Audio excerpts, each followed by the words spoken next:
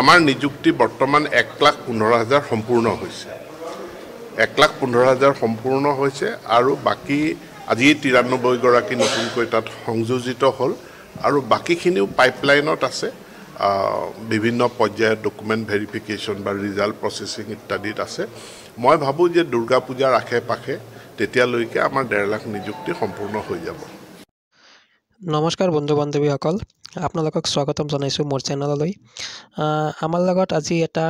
মন্তব্য আছে শিক্ষামন্ত্ৰী ডাঙৰীয়াই শিক্ষামন্ত্ৰী ডাঙৰীয়াৰ মন্তব্যটো শুনি বাৰুকে আমি চিন্তিত হৈ গৈছোঁ কিয়নো আমি জানো যে ইতিমধ্যে আমাৰ মুখ্যমন্ত্ৰী ডাঙৰীয়া হোক বা শিক্ষামন্ত্ৰীয়ে মাজে মাজে কৈ আছিলে যে মে মাহত এটা বিশাল নিযুক্তি হ'ব মে মাহৰ 10 তাৰিখে ঠিক আছে 10 তাৰিখে এটা নিযুক্তি প্ৰক্ৰিয়া হ'ব আৰু ইতিমধ্যে 1,15,000 নিযুক্তি পত্ৰ দিয়া হৈছে আৰু বাকি 35,000 নিযুক্তি মে মাহত দিয়া হ'ব আৰু টাৰ্গেট থাকিব যে 1.5 লাখ এপইণ্টমেণ্ট দিয়া কমপ্লিট হ'ব বুলি ঠিক আছে আমি জানো যে মে মাহত এইটো কমপ্লিট কৰিব কিন্তু আমাৰ শিক্ষামন্ত্ৰী ডাঙৰীয়াই আজি কলে যে এই 1.5 লাখ নিযুক্তি প্ৰক্ৰিয়াটো আপোনাৰ দুৰ্গা পূজাৰ ওচৰৰ আশে পাশে কমপ্লিট কৰিব ঠিক আছে যদি বস্তুটো এনেকুৱাই হয় দুৰ্গা পূজালৈ যদি যাব লগা হয় তেনেহ'লে তো মে মাহত নিযুক্তি নহ'ব জানো এনেকুৱা কিন্তু শিক্ষামন্ত্ৰীয়ে মন্তব্যৰ পৰা আমি অনুমান কৰিব পাৰি ঠিক আছে তো এতিয়া কথাটো হ'ল যে শিক্ষামন্ত্ৰী ডাঙৰীয়াই কোনখিনি পোষ্টৰ কথা কৈছে বা আমাৰ যেটো 5,550টা পোষ্ট এটো মে মাহতে নিযুক্তি দিয়া হ'ব নে এই দুৰ্গা পূজাৰ আশে পাশে যাব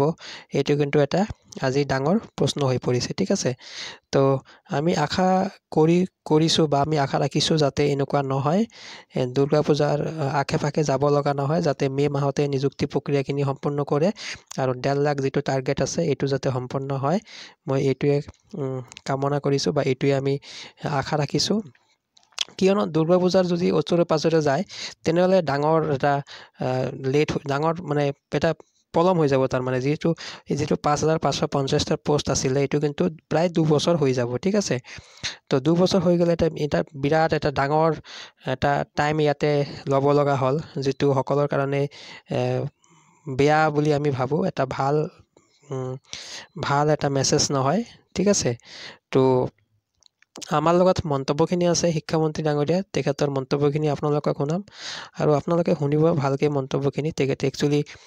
কিহৰ কথা ইয়াতে ক'বলৈ বিচাৰিছে যি কি নহওক আমি আশা ৰাখিছো যাতে আমাৰ যেটো 5,550টা যেটো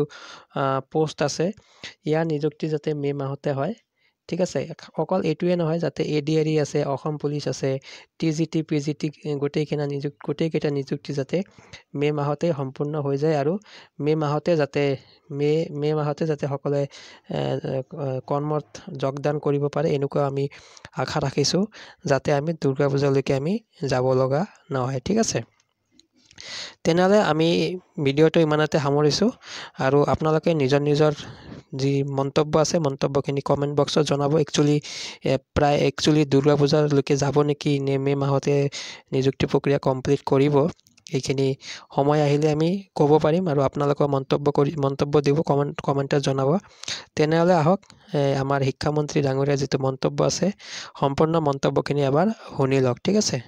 আৰু ইয়াতে মই ভিডিওটো সামৰিছো খালি আছিল তাৰ বিপৰীতে আজি আমি 93 গৰাকী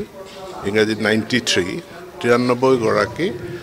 টেকনিক্যাল আৰু নন টেকনিক্যাল সহকাৰী অধ্যাপক এসিস্ট্যান্ট প্ৰফেসৰৰ নিযুক্তি পত্ৰ বিতৰণ কৰোঁ ইয়াৰে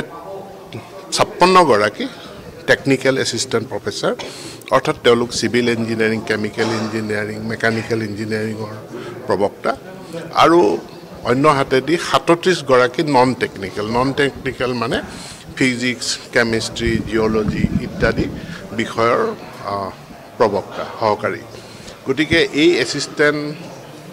প্ৰফেসৰ সকল ইঞ্জিনিয়াৰিং কলেজৰ মাজত বহুত দিন লিটিগেশন হৈ কোৰ্টত কেছ হৈ পেলে বন্ধ আছিল নিযুক্তি প্ৰক্ৰিয়াটো সম্পূৰ্ণ বৰ্তমান আমি ইয়াৰ আসাম ইঞ্জিনিয়াৰিং সাৰ্ভিস ৰিক্ৰুটমেন্ট বোৰ্ডৰ জৰিয়তে পৰীক্ষা পাতিলো ইন্টাৰভিউ পাতিলো আমি তালিকাসমূহ হাইকোৰ্টত জমা দিছিলো আৰু হাইকোৰ্টে আমাৰ যি প্ৰতিপক্ষৰ যিবিলাক কেছ আছিল সেইখিনি ডিসপোজ কৰাৰ পাছত আজি আমি নিযুক্তি পত্ৰখিনি দিবলৈ পাই মই যথেষ্ট সুখী কাৰণ অভিযান্ত্ৰিক মহাবিদ্যালয় কেইখনত শিক্ষকৰ নাটনি হৈ আছিলে আৰু সেইকাৰণে আমি এটা দিনো অপেক্ষা নকৰি আজি আমি নিযুক্তি পত্ৰ বিতৰণ কৰিলোঁ। আমাৰ নিযুক্তি বৰ্তমান 1,15,000 সম্পূৰ্ণ হৈছে, 1,15,000 সম্পূৰ্ণ হৈছে আৰু বাকী আজি 93 গৰাকী নতুনকৈ তাত সংযোজিত হ'ল আৰু বাকীখিনিও পাইপলাইনত আছে। বিভিন্ন পৰ্যায়ত ডকুমেণ্ট ভেৰিফিকেশ্যন বা ৰিজাল্ট প্ৰচেছিং ইত্যাদিত আছে।